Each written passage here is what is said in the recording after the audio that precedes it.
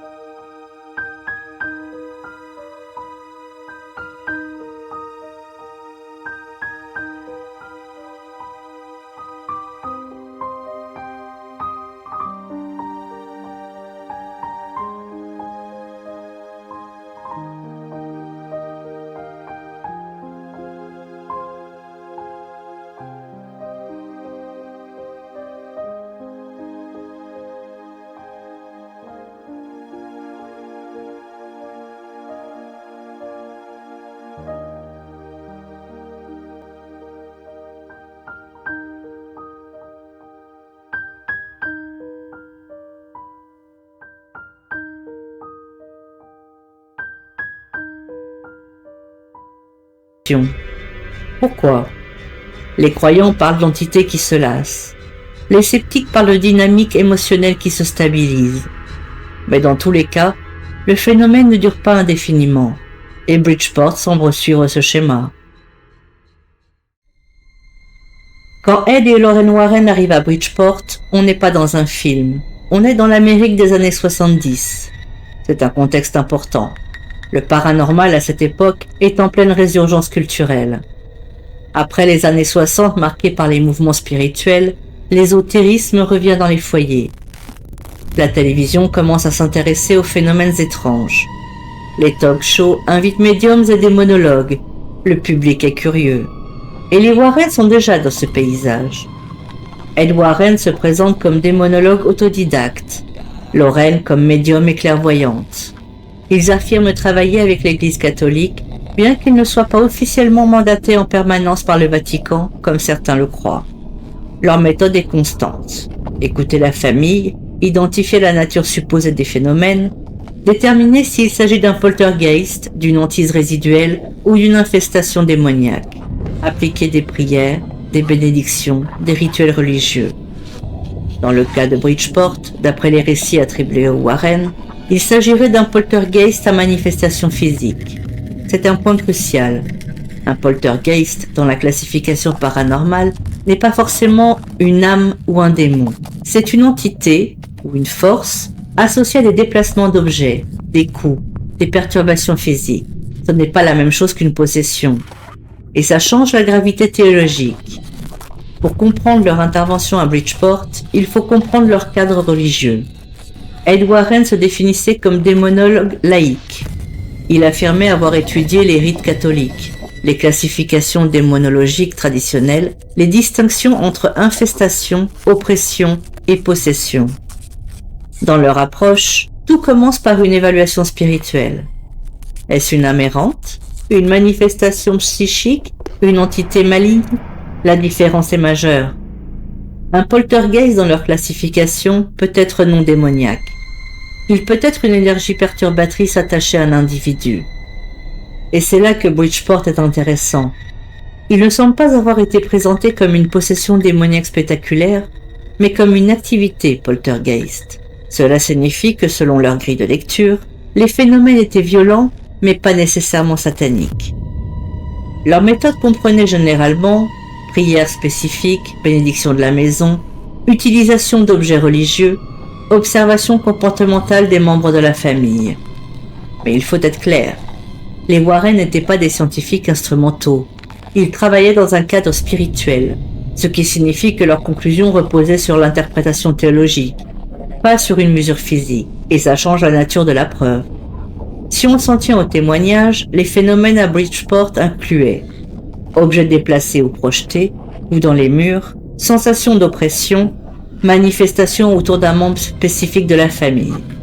Mais là où le dossier devient délicat, c'est qu'il n'existe pas dans les archives accessibles au public de documentation scientifique indépendante confirmant ces événements. Pas de rapport universitaire, pas d'études parapsychologiques validées, pas d'enquête contradictoire complète. On a principalement les déclarations de la famille, les déclarations des Warren, et des mentions secondaires dans des conférences et des interviews. Et là, on entre dans la zone grise.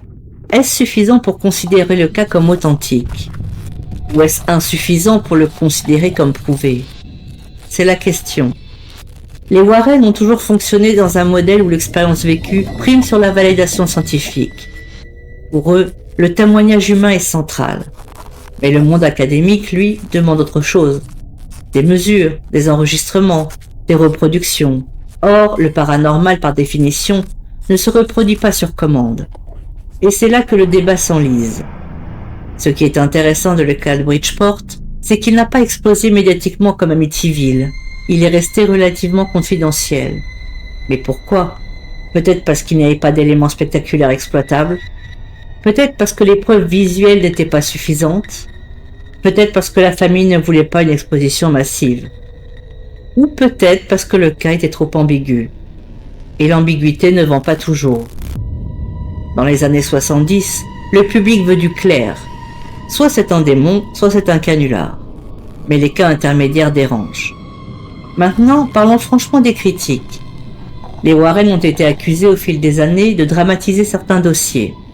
Des sceptiques ont pointé des incohérences dans d'autres affaires.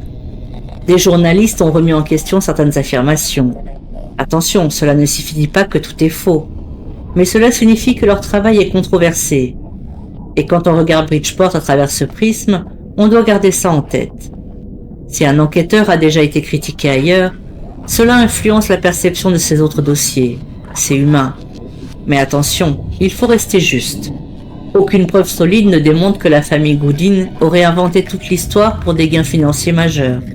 Contrairement à d'autres cas célèbres, Bridgeport n'a pas généré de fortune médiatique connue, ce qui complique le scepticisme.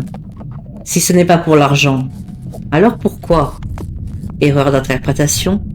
Amplification progressive? Conviction sincère? On ne peut pas trancher. Et c'est précisément ce qui rend ce cas fascinant.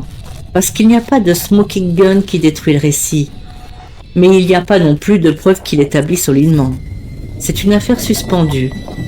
Et plus on l'analyse, plus une hypothèse revient dans la littérature parapsychologique. La psychokinèse spontanée récurrente. Un concept proposé pour expliquer certains cas de poltergeist. L'idée, un individu, souvent adolescent, produirait inconsciemment des effets physiques sous stress intense. Aucune validation scientifique robuste ne confirme ce phénomène. Mais il a été théorisé. Et Bridgeport entre parfaitement dans ce monde narratif. Encore une fois, ce n'est pas une affirmation, c'est juste une grille de lecture. Ce qui est troublant, c'est que beaucoup de cas similaires finissent par disparaître lorsque la situation familiale se stabilise. Et à Bridgeport, les phénomènes se seraient atténués avec le temps. Pas d'exorcisme final spectaculaire consigné publiquement. Pas de confrontation dramatique filmée, juste un arrêt progressif. Et ça, pour un scénariste hollywoodien, c'est frustrant. Mais pour un chercheur, c'est typique. Avant même de parler de Bridgeport, il faut comprendre une chose essentielle. Les poltergeists n'apparaissent pas au hasard dans l'histoire. Ils surgissent à des périodes précises. Au XIXe siècle, il y a l'explosion du spiritisme. Dans les années 1920, un regain d'intérêt pour l'occultisme après la guerre. Et dans les années 70, une crise culturelle avec une peur diffuse et une perte de repères religieux traditionnels. 1974, c'est une Amérique fatiguée. Vietnam, scandale du Watergate, méfiance envers les institutions. Et parallèlement, un besoin de croire en quelque chose de plus grand, de plus mystérieux. Les récits de hantise prospèrent dans ces périodes. Mais est-ce que cela invalide Bridgeport? Non. Mais cela donne un contexte. Les phénomènes paranormaux ne vivent pas dans le vide culturel. Ils vivent dans des sociétés. Et Bridgeport n'échappe pas à ça. Maintenant, regardons la mécanique typique d'un cas de poltergeist. Phase 1, petit phénomène. Bruit. Objet déplacé légèrement. Sensation étrange. Phase 2, intensification. Projection d'objets. Témoins multiples. Peur collective. Phase 3, validation extérieure. Un enquêteur intervient, le phénomène est reconnu. Phase 4, apaisement progressif. Les manifestations diminuent, la famille retrouve un semblant de normalité. Bridgeport semble suivre ce schéma. Et ce schéma existe dans des dizaines d'autres cas documentés à travers le monde. Pourquoi cette répétition? Deux grandes lectures existent. Lecture 1, version spirituelle. Une entité opportuniste s'attache à un foyer vulnérable, se manifeste, puis disparaît quand l'énergie change. Lecture 2, version psychologique et sociale. Un événement déclencheur crée une tension. La tension amplifie la perception. Les réactions renforcent le phénomène. Et la tension nourrit le système. Puis, quand la dynamique se stabilise, tout retombe. Les deux lectures sont cohérentes, chacune dans son cadre. Mais il y a un élément crucial dans le cas des poltergeists. L'attention. Plus le phénomène est observé, plus il semble s'intensifier. Et quand des enquêteurs arrivent, avec caméra, enregistreur, attente, la pression monte encore. À Bridgeport, l'arrivée des Warren a probablement changé l'atmosphère. Imaginons la scène. Des enquêteurs connus, un couple qui parle de forces invisibles, une maison déjà sous tension. Mais si tout est sincère, l'énergie collective change, et l'être humain est extrêmement sensible à l'atmosphère. Une maison silencieuse peut devenir oppressante simplement parce qu'on vous a dit qu'elle l'était. Ce n'est pas de la faiblesse, c'est neurologique. Le cerveau anticipe, et l'anticipation modifie la perception. Encore une fois, cela ne signifie pas que des phénomènes n'ont pas existé. Cela signifie que leur interprétation est toujours influencée. Maintenant, parlons du rôle des Warren dans la construction d'un récit. Ed et Warren ont fonctionné comme des narrateurs. Pas des journalistes, pas des scientifiques, juste des narrateurs du paranormal. Ils racontaient les cas en conférence. Ils structuraient les événements. Ils donnaient un sens. Et donner un sens, c'est puissant. Un bruit isolé est angoissant. Un bruit interprété comme une manifestation démoniaque est terrifiant. Et la différence est énorme. Dans le cas de Bridgeport, ce que nous avons aujourd'hui, c'est un récit transmis par eux et par quelques sources secondaires. Mais l'absence de documentation indépendante détaillée fait que le cas repose largement sur cette narration initiale. C'est là que naît le doute. Pas parce qu'on accuse, mais parce qu'on n'a pas d'autre version. Un dossier solide survit à la contradiction. Un dossier fragile dépend du récit original. Bridgeport se situe entre les deux. Ce terme peut sembler technique, mais il est central dans l'étude des poltergeists. Introduit dans la littérature parapsychologique au XXe siècle, il désigne l'hypothèse selon laquelle un individu pourrait, inconsciemment, produire des effets physiques sur son environnement sous stress émotionnel intense. Aucune validation scientifique robuste n'a confirmé ce phénomène de manière reproductible, mais des chercheurs comme William J. Roll ont étudié plusieurs cas en suggérant que les manifestations poltergeist pourraient être liées à un agent focal, souvent un adolescent. Bridgeport entre parfaitement dans ce modèle théorique. Encore une fois, cela ne prouve rien, mais cela offre une alternative au cadre démonologique. Dans cette hypothèse, les objets ne seraient pas déplacés par un esprit externe, mais par une énergie psychique inconsciente. Attention, cela reste spéculatif, mais c'est une spéculation structurée, étudiée, débattue, et c'est important de le mentionner pour équilibrer. Il faut aussi parler d'un phénomène rarement évoqué, la mémoire reconstruite.